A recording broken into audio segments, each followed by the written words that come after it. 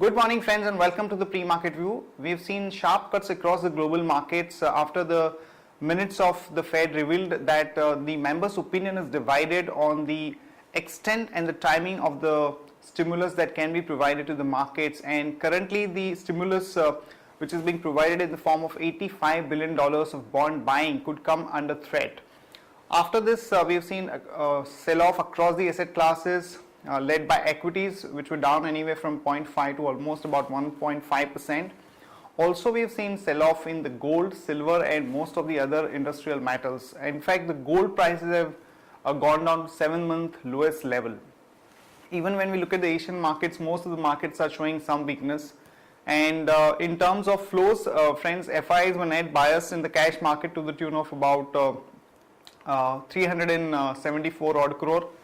The domestic institutions were sellers to the tune of almost about 591 crore, and in the index futures, FIs were net buyers to the tune of about 372 crore. We did see in our own market some kind of stability, but the overall volume and the comfort is clearly missing given the fact that the flow is not sustaining, and also we are seeing some amount of weakness in the global market. So in that kind of a backdrop, the pre-budget rally looks quite difficult. And on that note, let me invite Sadhana to take us through important F&O ideas and strategies that we can have in the F&O markets. Good morning friends, let's have a view on derivatives. In yesterday's session, we have seen market have been started with a gap on higher side. Then selling pressure came across all the stocks, and if we talk about FIs activity, FIs have been net buyers of approximately 700 crores. If we talk about cost of carry, it is increased significantly, and we have seen good number of shares added in open interest, indicating long positions have been accumulated in yesterday's trade by market participants. On the options front, if we talk about call strike price, 6,200 current month and 6,200 next month has seen a good number of activity, and whereas on put side, 6,000 put option has seen a good number of activity. Talk about implied volatility, it is increased marginally, indicating bias for the market is positive, and 5,900 on closing basis would act as a good support, as Nifty futures closed above our VWAP above 5,900. On intraday perspective, one can go long on Divi Slab with a stop loss of 1043.80 and Ultratech Cement with a stop loss of 1926.55, and one can go short on Bata India with a stop loss of 783.35. Thank you. Here are the important news and events that we are tracking today. First of all, SAIL, there is an announcement of a 5% buyback in yesterday's trade, and this has been notified to the exchanges, so there could be some amount of revival in the SAIL stock. Remember that because of the divestment which has been planned for some of the PSUs, including SAIL, we had seen some weakness, so this has provided some kind of a positive trigger to the SAIL stock. Also, JP Power Venture has been able to raise about 950 crore through a QIP at the price of about 31.93 in yesterday's trade, so that's a bit of a positive for that stock. In another important development, Tatas have expressed their desire to enter the Indian sky or the airline space along with a JV with Air Asia, which is a Malaysian airline. So expect some amount of positive reaction in the airline stocks in today's market.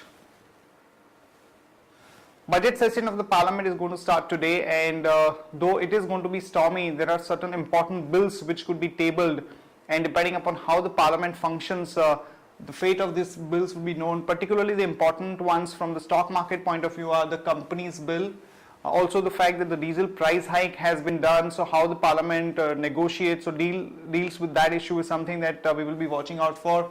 The food security bill and the shape of that and the scope of that is something that the market will be watching out for.